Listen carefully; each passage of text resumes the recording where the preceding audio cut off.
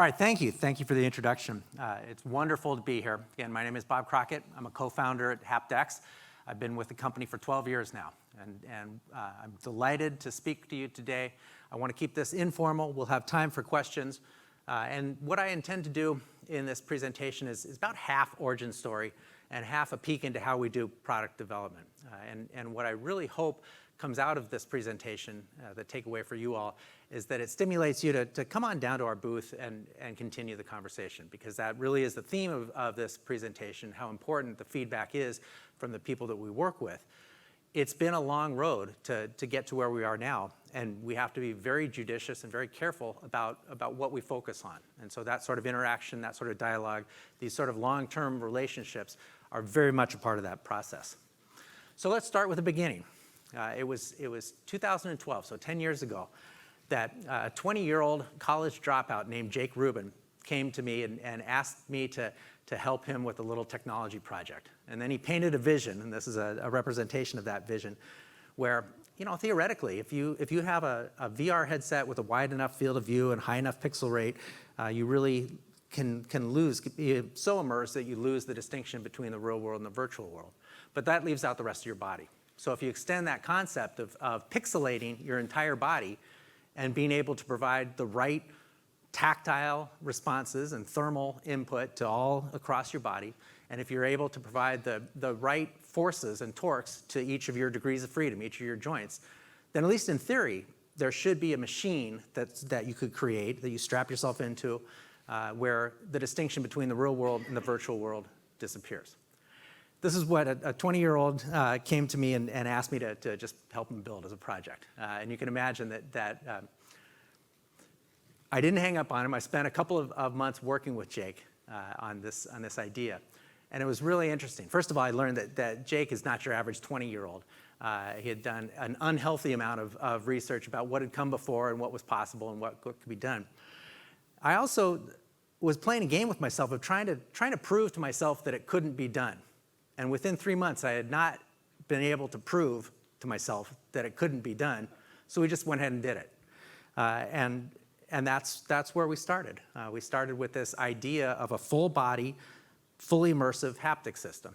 And our first step on that path was a very deep dive into the patent process. So we spent the first about 6 months really digging into every possible way you could do this, both now, the technology that seemed like it was on the verge of being practical, and technology that wasn't practical yet but could be practical someday.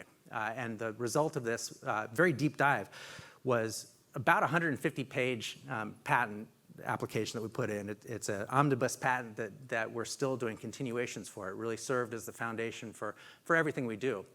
But more importantly, it really gave us a picture about what this system has to be and what the components really have to be and what all the interaction between the different subsystems are. So it's this great idea. Of course, who doesn't want to build a machine that you can't tell the difference between the real world and the virtual world? But the practical side of it, since we didn't have a Paul Allen or somebody who would fund the whole thing all at once, you have to be practical about it and build a set of products that you can help bootstrap your way towards this vision. So early on, it was our job to really do technology proof of concept. So we did a number of experiments. We did a number of little mini prototypes for pieces of the system while we were trying to understand, first of all, whether this really could work, and then more importantly, which of these pieces would we focus on first in terms of building it out, investing the limited time and resources that we had at the start in developing something that could continue this vision. So that was a real challenge. In hindsight, it seems very obvious. Well, go for the gloves. I mean, we're humans. If you want to do something that's natural haptics, that really has the ability to interact with the virtual world in a way that feels natural, of course you're going to develop a pair of gloves. That seems very logical now, but 10 years ago, when the whole infrastructure, the whole idea of haptics and virtual reality was much less developed than it is today, that wasn't necessarily clear. And in fact, we started up on the left there, you can see an early prototype of a lower limb exoskeleton. And this is actually the first that we know of, first time that somebody built a lower limb exoskeleton that would fully simulate walking. It was controlled, all the physics for it were controlled by either Unity or Unreal Engine. And it provided the world for your lower limbs. So you could walk upstairs, you could walk up slopes, you could run, and you were in one place. All the physics driving that system were from Unity. This was a really important, even though this turned out to be something that was just a step along the way, and we don't have a lower limb exoskeleton at this point, it might appear like a dead end, because we found out that people just really don't want to buy a lower limb exoskeleton at this point in time. So it kind of seems silly in hindsight that we spent that much time doing this experiment. It was a lot of fun, and there's nothing wrong with a lot of fun, to a point.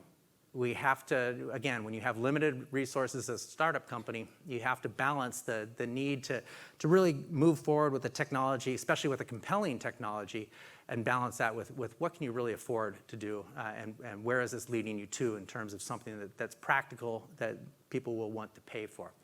But we did learn a lot. We learned how to work with Unity and Unreal Engine as the physics for our entire underlying system for our gloves. All of that knowledge came out of this experiment. We also built something that was absolutely terrifying. If you have a lower limb exoskeleton that can support a 95th percentile male running upstairs, you have a system that can rip your leg off if something goes wrong. And so we tried this a couple of times under very controlled situations, and we decided that we're just going to put that on the shelf for now. And interestingly enough, as I'll mention towards the end of this presentation, we're coming full circle back to something that will be mobility in virtual reality. It won't look like this, but that was our first step. It kind of warmed us up for engineering, for building prototypes, for understanding a very complex system. Our next step was this big old box. You can't really tell from the scale. Well, I guess there's a headset there. This is as big as a small refrigerator. And this was the first prototype that we lugged around to investors. So we'd haul this thing up to Silicon Valley in California and plunk it on the table and terrify everybody around it, because it looks like a small thermonuclear device or something. But we'd set this up, and people would come in and they'd put their hand up against the plate. This was a prototype that was really demonstrating our wearable. At this point, it was a flat piece that you have to place your hand up against. But it had all the tactile sensations that were represented in your headset in VR. So you saw a cartoon version of your hand and a cartoon version of the box when you had the headset on. It also had thermal. So it simulated not only touch, but thermal. So you could put a can of soda in your hand and roll it around, and you'd not only feel the can as it rolled around in your hand, but also the temperature sensation. And we had ice cubes, and we had a dragon that breathed fire on your hand. And it was really pretty impressive. We had a series of fruit. We had a banana you could poke in your hand, and it felt like a banana. And in fact, some of the people who saw this for the first time, we honest to God, had people take the headset off and look into the box to find out where the banana was, because they were so convinced that we were trying to pull something over on them because they had never experienced something like this before. So interestingly, again, this is not something that could be sold. It was a very early prototype. But it let us start a conversation, and it let people get a glimpse into what could be. And of course, some of the best and brightest investment minds thought that it was going to be really hard to miniaturize this box, but it was going to be pretty easy to put it into a glove form factor. And of course, the opposite is totally true. It was pretty easy for us to miniaturize the system down to something that was reasonable. And it's really hard to take a flat sheet and turn it into something that works with your hand. And one of the victims of that was thermal. What we had found out early on was that simulating temperature is really cool. I mean, it's pretty neat to have a dragon breathe fire on your hand. But in terms of creating a product that you can get to market, that people want, that people have particular use cases for, we knew this was going to be an expensive product. So very early on, we're targeting the enterprise market. And thermal just is not that important. It's nice, but it's not that important. So that was one of the very important things that we learned as we went to our first single glove prototype and started putting it all together in a form factor with the input of people who really were starting to think about how they would use this sort of system if it was available on the market. So some of the things that we learned about this, well, I already mentioned for thermal, there's a big difference between nice to have and need to have. And there's a cost to every single feature that you put into a development. And we did spend a lot of time listening to what people needed as they tried this out and as they were thinking through how they would use this.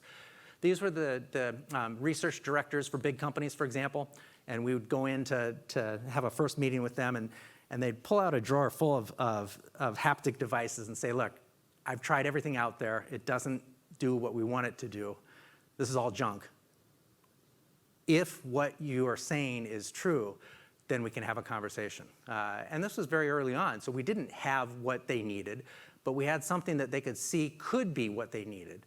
And we listened very carefully, such that when we went back and refined the prototypes and went through the iterations of design, we were really keeping that in mind, because that was key to our ability to get more funds in and to get to something that we could put on the market earlier.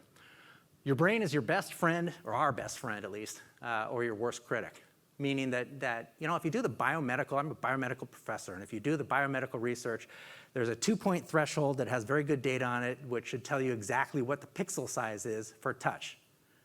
Forget about that. If you have a VR headset on and a pair of gloves that are good enough, your brain really will. It's a very real but hard to quantify line above which your brain will fill in the missing pieces. We're very good at inventing things in our mind without even being conscious about it that aren't really there. We've evolved to make decisions quickly and to fill in pieces of missing information. So you don't need as many touch pixels as you might think if you read the literature. And this is one of the things that we learned. We didn't know that before. One size doesn't really fit all. We still are struggling, and you'll notice this if you see our current product. With a limited amount of time and money, we could build one size, and fit is so important for something that is a glove. So that's obviously something that we take very much to heart, and it's something we're working on very, very carefully because it's so important to the experience. Room scale is not just a buzzword. We learned early on that people really do want to move around in a virtual environment. It's not enough to have a pair of gloves that's attached to a cable that's sitting on a desk. Your workspace here is great, but people want to walk around. They want to walk around an aircraft for a simulation of training, or they want to move. And we learned that lesson.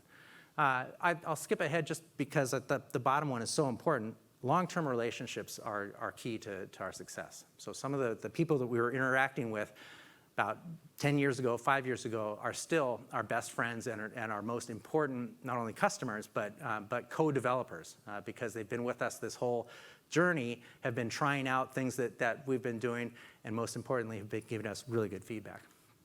So this all led to what we have on the floor today.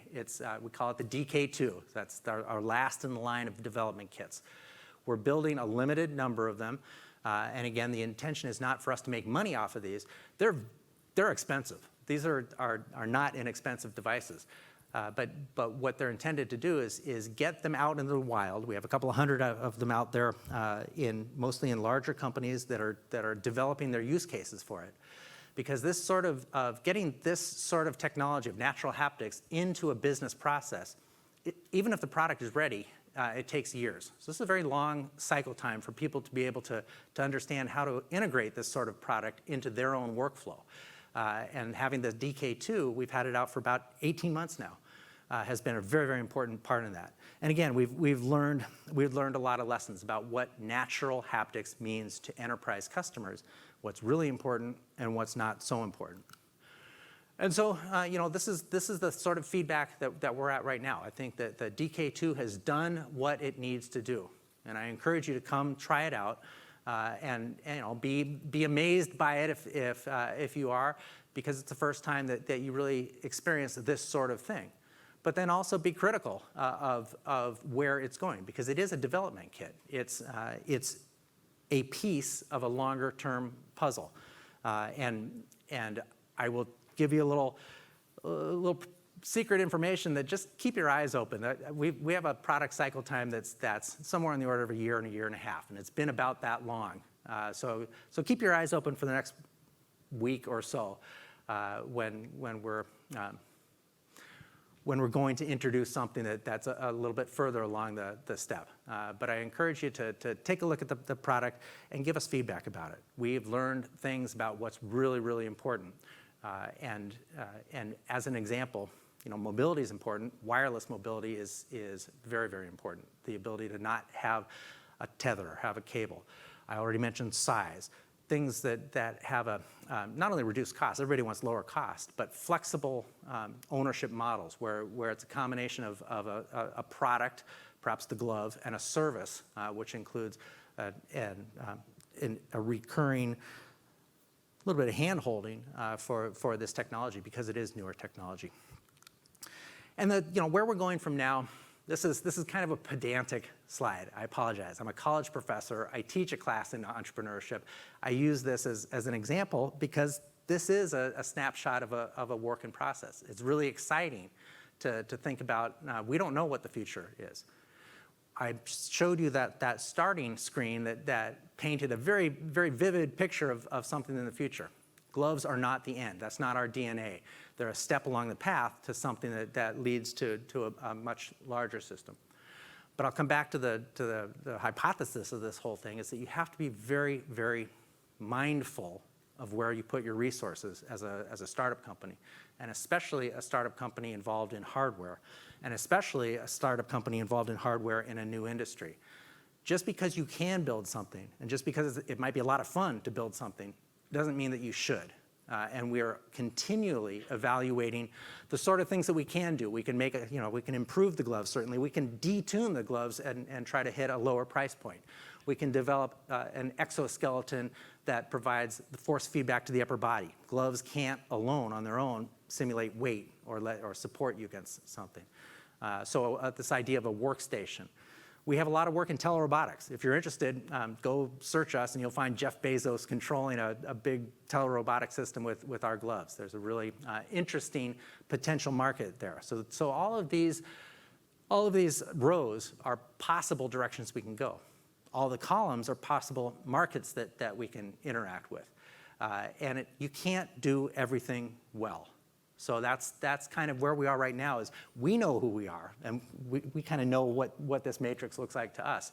But it's a very interesting and ongoing challenge about where we put our money and our time into producing something that people will purchase at the earliest possible time. So with that, I'll end the presentation and offer an opportunity for questions. If we don't have enough time, please just come see me. I'll be at the booth. We can talk offline. Hello, yes. Thank you very much for a great presentation. It was really amazing content. I was looking to hear about your story because I've been following HaptX for a while. HaptX. HaptX, yep. HaptX for a while, and congratulations on that. Yes, so any questions for Dr. Crockett? Yes, sir.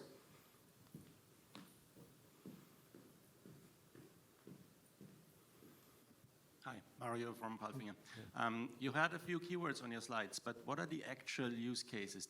What are they really used for by your co-developers? So we have three main use cases that our enterprise customers are very interested in. The first one is probably the largest, and it's simulation and training. So VR training has been known to, especially the larger companies, for decades. They've never left VR. But if you are doing early pilot training or training of anything that involves any kind of dangerous or expensive system, having the ability to interact and touch, even if it's just flipping switches, getting that muscle memory is very, very important. So that's a very important one, simulation training. Also design. So for an automobile manufacturer, being able to tactilely feel the interior cockpit of a car before they have to build a physical mock-up. That saves time and it saves money. So these are things that are important to companies because they save time and save money. There's a very definite payoff. The third one is a little bit further out, and that's location-based entertainment. So we're not trying to make a pair of gloves at a price point that consumers can buy. There would have to be too many sacrifices. But we do see a future in which a system like ours, where there's just gloves or a more comprehensive system, is available for people to come to. It could be Disney, it could be some sort of a location-based entertainment where you come and experience a different world. Those are the three main enterprise markets that we're facing right now. Hi, Richard Lewis, Hi, Brayman VR. Nice to meet you. Great talk, really enjoyed it. I was wondering, you mentioned in passing the workstation. Yes. Because quite often in VR, people have the experience of thinking there's a table there and wanting to lean on yeah. it, and Yep. they obviously can't. And with the Yep. station, you'd be able to do that. Yep. So one possible way the station could look is in the picture in the top right-hand corner. Yes. Which was obviously, I think you mentioned at the beginning, it was like 10, 15 years ago, it was just a mock-up. Yeah. But what does it look like? Have you experimented at all with it? So yes, we have, and it's not that far away. I mean, this is our biggest issue is that just because you can build something in a prototype scale, that doesn't mean that it's scalable, that it's something that is practical for our enterprise users. But we have plans. Absolutely, we have a lot of development for an exoskeleton that connects the gloves to the ground in some way. So it might be biomimetic, it might go up your arms, it might be more like a pair of robot arms that connect at your wrist.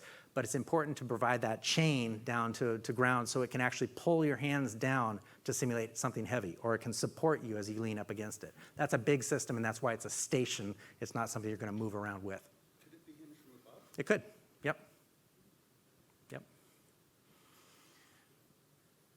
Any other questions? Yes.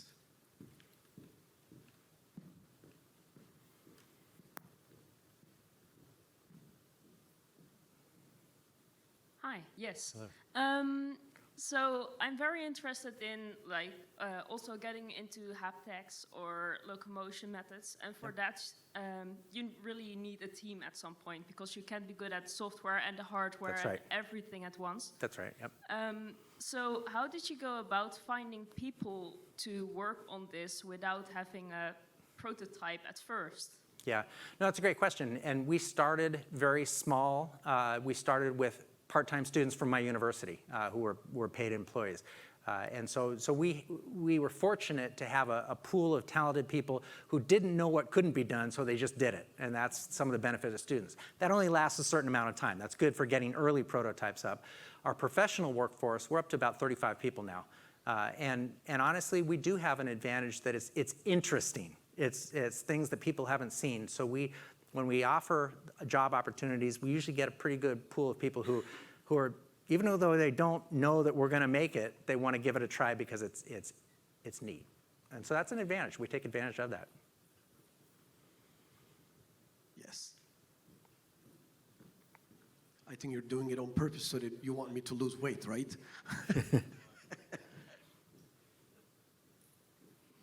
Hi, I'm Markku from VTT Technical Research Center in Finland. I was just Googling you and surgery. Oh, yeah? See that you're doing a lot of stuff there. Yep. Remote surgeries where this really kind of a sharp, detailed feedback is necessary. Have you seen any other similar cases where you are going to the kind of extremities in terms of how detailed feedback you need to get? Yeah, Some other industrial use cases? Yeah, so many of the companies that we've worked with up till now are large companies. They're companies that can afford to think long term and to try things out in the short term. So surgical training, certainly in the military, is very, very interested in this for many different use cases, but training is a very important one. We learn a lot from them about their needs. For example, medic training, emergency medic training, and what you need to do to be able to do a surgery with haptics, with the touch level that's needed and the software that's needed. Aerospace industry is very, very interested. Again, they have so many challenges that are so expensive to do simulation, to do training, to do design work, that they open their doors to us. Of course, we're under non-disclosure agreements, but they open their doors to us and bring us in and show us what their problem is, and we work together to try to figure out a use case that makes sense. And a lot of times that leads to a dead end, where we both sides recognize that the technology just isn't there yet. But many times that leads to something that's they'll buy a DK2, they'll put the money into it and start thinking ahead about how they would scale up on their side for a particular use case. So getting very deep into some of these very particular use cases, like surgical, like aerospace, like some of the military simulations, is very, very important to us.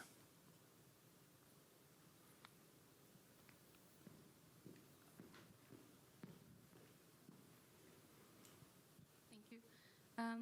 Where do you think is the biggest obstacle for enterprise to adopt haptics? So right now, there's two things. I mean, it's the cost. That's something, the cost has to come down, and it will, it is.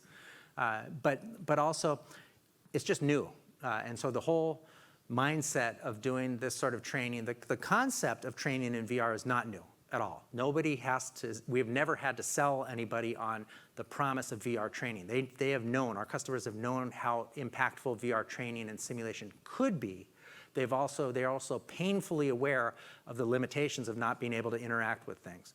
So it's not a question about whether people understand the use case. It's about how do they really do it? What does that really mean for Walmart to use natural haptics? That's a question that takes years for a company to decide of what sort of pilot programs they're going to do, how they're going to train it, whether they're using their current assets. A lot of these companies have a lot of what we need in the form of Unity or Unreal Engine models.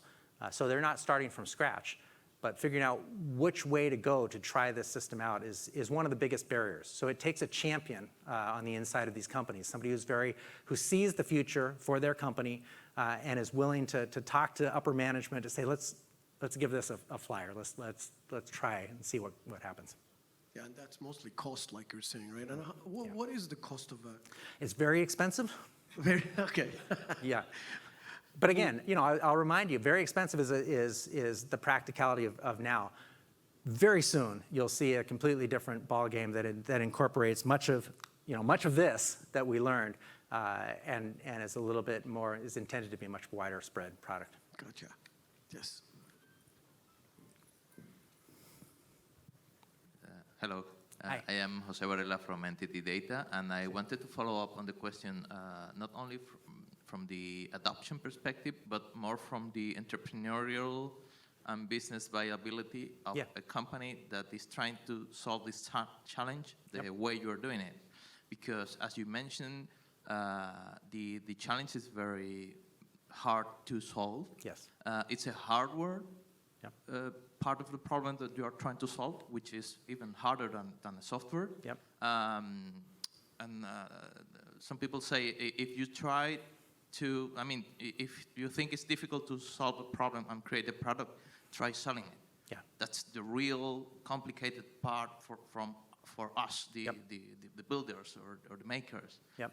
And so I wanted to ask you if that is something that you can share, is how is the haptics managing the viability, the economic viability of the company, being that your threshold is far along in the future? Yeah. That's a great question, and I can tell you, because it's out there, we've raised $50 million to date. We've raised $23 million in the last couple of weeks. We announced a new funding round. And in today's environment, that's a real testament to how far we've come. We're very proud of the fact that we've gotten that traction where people see that, yes, this is something that's real, and they're willing to invest in it. It wasn't always that way.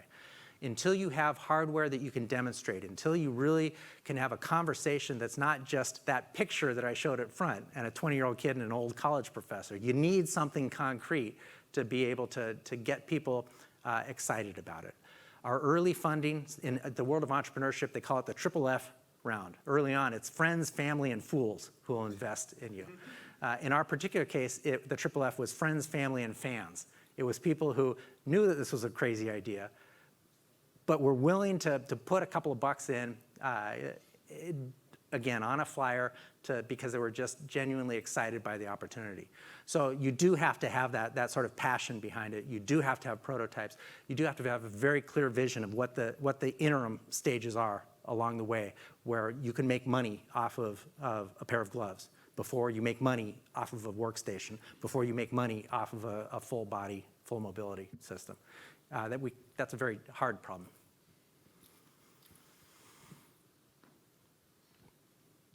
Well, this brings us to the end of this session and also brings us to the lunch break.